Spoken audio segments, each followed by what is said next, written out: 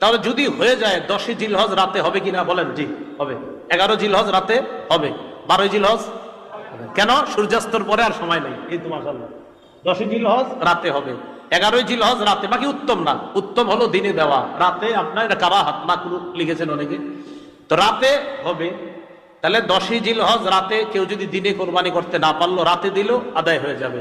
11ই জিলহজ দিনে দিতে পারলেন না, রাতে দিলে আদায় হয়ে যাবে। 12ই জিলহজ মাগরিবের পরে দিবেন, আদায় হবে না, কারণ সূর্যাস্তর পরে আর সময় নেই। আল্লাহ বুঝার তৌফিক দান করেন।